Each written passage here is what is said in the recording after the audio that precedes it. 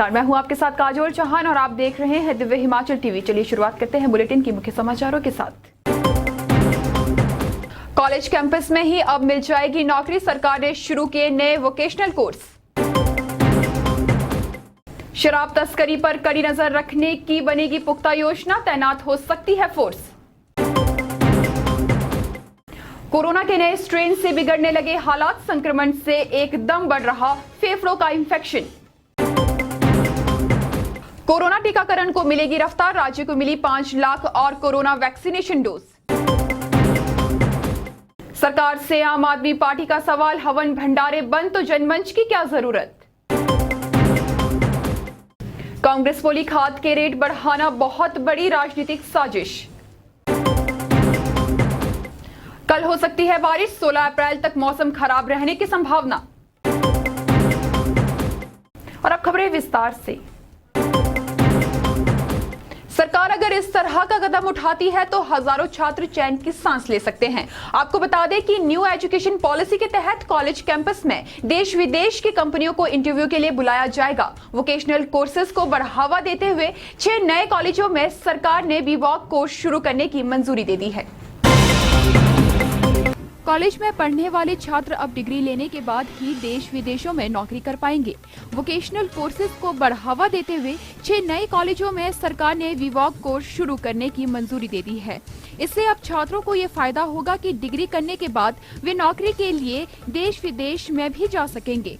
सरकार ने कॉलेजों को आदेश दिए हैं कि न्यू एजुकेशन पॉलिसी के तहत बड़ी बड़ी कंपनियों को साक्षात्कार के लिए बुलाया जाए। फिलहाल युवाओं को कौशल विकास से जोड़ने के लिए राज्य के 6 कॉलेजों में बीवॉक डिग्री कोर्स शुरू होंगे। राज्य सरकार प्रदेश के 6 कॉलेजों में बीवॉक डिग्री कोर्स शुरू करने की अधिसूचना जारी कर कॉलेजों को पत्र जारी कर दिया है। जिन कॉलेजों में बीवॉक डिग्री कोर्स शुरू होंगे उनमें जिला शिमला के रोहड़ू का सीमा कॉलेज, राजकीय महाविद्यालय हरिपुर जिला कुल्लू, जीसी घुमारवी, जीसी आनी, जीसी राजगढ़ और राजकीय कन्या महाविद्यालय RKMV शिमला शामिल है। और ये खबर सीधे तौर पर शराबियों से जुड़ी है। शराब की तस्करी प्रदेश से बाहर न हो, इसकी चिंता से शराब कारोबारी खासे चिंतित है। सरकार से उन्होंने गुहार लगाई है कि हिमाचल की शराब हिमाचल में ही रहे। इसके लिए कड़े कदम उठाए जाएं ताकि कोई दूसरा उनकी कमाई को बट्टा न लगाए। इसके लिए शराब कारोबारियों का सुझाव है कि प्रदेश की सीमाओं पर विजिलेंस चौकियों का गठन किया जाए। प्रदेश के सीमाई जिलों में शराब की अवैध तस्करी को रोकने के लिए शराब कारोबारियों ने सरकार से सख्त कदम उठाने को कहा है। इनका कहना है कि बड़े पैमाने पर अवैध कारोबारी सक्रिय हैं, जिन पर लगाम नहीं कसी जा रही। ऐसे में उनका कारोबार प्रभावित हो रहा है। सूत्रों के अनुसार सुंदरनगर में हाल ही में स्टेक होल्डरों के साथ जो बैठक विभाग की हुई थी, उसमें यह मामला उठाया गया और सभी कारोबारियों ने एकमत होकर कहा है कि इस तरह का अवैध धंधा न चले, इस पर लगाम लगाई जानी चाहिए। खासकर सीमाई क्षेत्रों में ऐसे मामले सामने आ रहे हैं। व्यापारी चाहते हैं कि आबकारी एवं कराधान विभाग इन्फोर्समेंट टीम का गठन करे और इस अवैध धंधे को रोका जा सके। इससे पहले भी कई तरह के प्रयास आबकारी विभाग की ओर से हो चुके हैं, जिसमें चोर रास्तों पर नजर रखे जाने और इन रास्तों को सील करने की बात कही गई थी। आबकारी महकमे की भी योजना है कि वह इस तरह का एक विंग खड़ा करे जो पूरी तरह से अवैध कारोबार पर ही नजर रखे। फिलहाल अधिकारियों ने विश्वास दिलाया है कि अवैध कारोबार रोकने के लिए कुछ और पुख्ता प्रबंध किए जाएंगे। कोरोना का दूसरा रूप वास्तव में खतरनाक है। ये हम आपको डराने के लिए नहीं बता रहे हैं।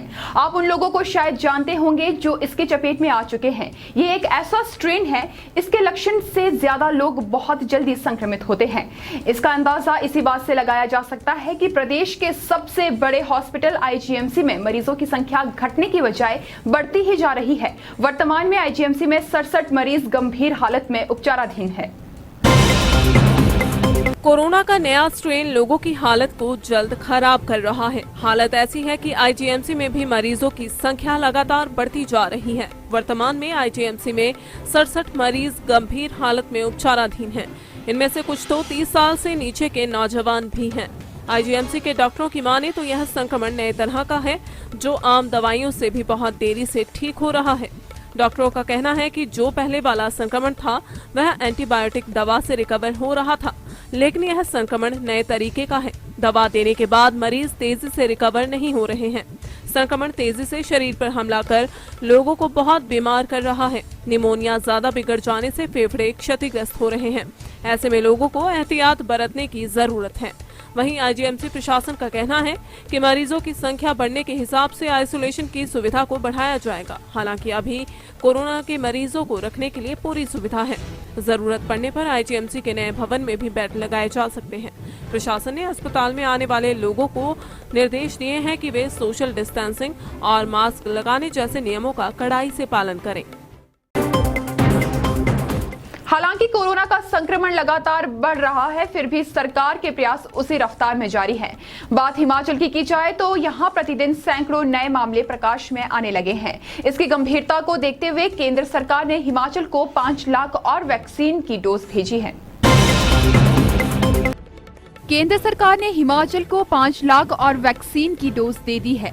अब सरकारी और गैर सरकारी कार्यालय जहां पर 100 से अधिक कर्मचारी अधिकारी होंगे, वहां पर वैक्सीन लगाई जाएगी।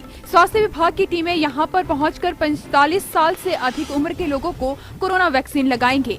केंद्र से जो 5 लाख अतिरिक्त डोज मिली है, उससे राज्य में टीकाकरण को बढ़ावा देने में भी मदद मिलेगी। प्रदेश सरकार ने जिला उपायुक्तों, मुख्य चिकित्सा अधिकारियों और ब्लॉक मेडिकल ऑफिसरों को वैक्सीन लगाने का लक्ष्य दिया है। उपायुक्तों और पुलिस अधीक्षकों को मास्क न पहनने वाले लोगों पर सख्ती से कार्यवाही के निर्देश दिए हैं। कोरोना पर काबू पाने के लिए सरकार ने स्वास्थ्य विभाग के 4500 कर्मचारियों और अधिकारियों को फील्ड में उतारने का फैसला लिया है। गौरतलब है कि हिमाचल प्रदेश में कोरोना विकराल रूप धारण कर रहा है। नेता सियासत छोड़ दे, भला ऐसा कैसे हो सकता है। कल हुई मंत्रिमंडल की बैठक में फैसला लिया गया कि सभी मंदिर में भंडारे और हवन बंद होंगे, स्कूल नहीं खुलेंगे और इसी तरह के कई कदम कोरोना को रोकने के लिए उठाए गए। मगर हैरानी ये है कि सरकार के जनमंच एक बार फिर शुरू होने वाले हैं। तो सवाल ये है कि जनमंच से कोरोना संक्रमण नहीं फैलता। हिमाचल में नगण्य नजर आती आम आदमी पार्टी ने ये बड़ा प्रश्न सरकार से पूछा है। आम आदमी पार्टी का कहना है कि सरकार ने एक बार फिर हैरान करने वाला फैसला सुनाया है। हाल ही की कैबिनेट में नवरात्रों के दौरान मंदिर में लंगर, हवन और भंडारों पर कोविड के कारण प्रतिबंध लगा दिया गया, परंतु राजनीतिक जिज्ञासा के चलते 25 अप्रैल को जनमंच का आयोजन फिर से शुरू करने का निर्णय लिया गया, जो कि सरासर गलत है। प्रदेश के सभी जिलों में कोरोना मरीजों में ताबड़तोड़ बढ़ोतरी हो रही है, परंतु अभी तक बाहर से आ रहे पर्यटकों पर कोविड टेस्ट और उसका प्रमाण देना जैसा कोई प्रतिबंध नहीं लगा। सरकार ने चुनाव करवाए, मेलों का आयोजन किया, इससे हजारों की संख्या में कोविड के मरीजों में इजाफा हुआ, परंतु इससे भी सरकार की हसरत पूरी नहीं हुई। प्रदेश की जनता सरकार के ऐसे बचकाने फैसलों से स्तब्ध है। इनमें वह केवल अपने राजनीतिक फायदे तलाश रही है, भले ही उसमें लोगों की जाने जा रही हो। सरकार की सोच अपनी राजनीतिक महत्वाकांक्षा पूरी करने तक ही सीमित है। आप पार्टी के प्रदेश प्रवक्ता एस जोगटा ने सरकार से अपनी सोच बदलने की अपील की है और आग्रह किया है कि वे राजनीतिक फायदे से थोड़ा मुंह मोड़कर जनहित का भी ख्याल रखें। जिस तरह से सरकार ने खाद और कीटनाशकों के मूल्य में वृद्धि की है, उससे विपक्ष का पारा 7वें आसमान पर है।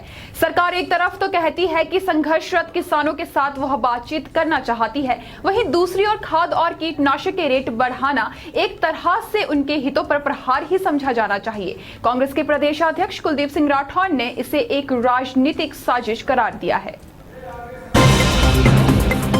प्रदेश कांग्रेस के अध्यक्ष कुलदीप सिंह राठौर ने सरकार पर कई गंभीर आरोप लगाए हैं। उन्होंने कहा कि सरकार किसानों बागवानों के हितों से खिलवाड़ कर रही है। उनकी आवाज दबाने के लिए कीटनाशकों सहित खाद के मूल्य में बढ़ोतरी एक सोची समझी राजनीतिक साजिश है। राठौर ने शनिवार को कहा कि किसानों बागवानों के हितों की सरकार कोई परवाह नहीं कर रही है। अपनी हठधर्मिता के चलते सरकार किसानों की कोई भी आवाज सुन नहीं रही है। नए कृषि कानूनों में किसानों बागवानों को एक बार फिर से पूंजीपतियों के चुंगल में फंसाने का पूरा प्रयास किया जा रहा है। कुलदीप सिंह राठौर ने सरकार की आलोचना करते हुए कहा कि देश में पहली बार एक ऐसी सरकार सत्ता में बैठी है जिसे देश के लोगों की नहीं, चंद पूंजीपतियों की चिंता है। उन्होंने कहा कि उर्वरकों में एकाएक 700 रुपए की वृद्धि किसानों बागवानों की आर्थिकी पर बड़ा प्रहार है। आइए अब जानते हैं मौसम का हालचाल। राज्य में कल कई क्षेत्रों में गर्जन के साथ बारिश, बर्फबारी को लेकर अलर्ट जारी किया गया है। इसके अलावा विभाग ने पश्चिमी विक्षोभ का हवाला देते हुए 16 अप्रैल तक मौसम खराब रहने की संभावना जताई है। हालांकि पिछले 24 घंटों के दौरान राज्य में मौसम बिल्कुल साफ रहा। कई जिलों में अधिकतम तापमान बढ़ने की वजह से तपती गर्मी से भी जूझना पड़ा। शनिवार को शिमला का अधिकतम तापमान 24.1 डिग्री रिकॉर्ड किया गया। वहीं ऊना का सबसे ज्यादा 34.8 डिग्री अधिकतम तापमान रहा। उधर डलहौजी की ऊंची पहाड़ियों पर अभी भी पर्यटन बर्फबारी का आनंद उठाने के लिए पहुंच रहे हैं। फिलहाल 24 घंटों के दौरान न्यूनतम तापमान 1 से 2 डिग्री कम रहा व अधिकतम तापमान 1 से 2 डिग्री अधिक रिकॉर्ड किया गया। मौसम विज्ञान केंद्र की माने तो मैदानी क्षेत्रों में मौसम बिल्कुल साफ बना रहेगा, जबकि मध्यम या ऊंचाई वाले क्षेत्रों में वर्षा व गर्जन की संभावना जताई है। और अब चलते चलते पर्यटन विकास निगम के होटलों में 16 से 30 अप्रैल तक बुकिंग करवाने पर 30% छूट, 55 से अधिक होटलों में ऑफर। हिमाचल प्रदेश में रोजाना लिए जा रहे 8,000 लोगों के सैंपल, 50,000 को लग रही वैक्सीन। खाद की कीमतों में बेतहाशा बढ़ोतरी पर किसान सभा आग बबूला, कर्ज के गर्त में धकेलने का आरोप। नाहन के शोरानी में 300 बीघा में बिजी गेहूं जली, खैर के 250 पेड़ और प्लांटेशन भी खाक। चलिए फिलहाल इस बुलेटिन में इतना ही। नमस्कार।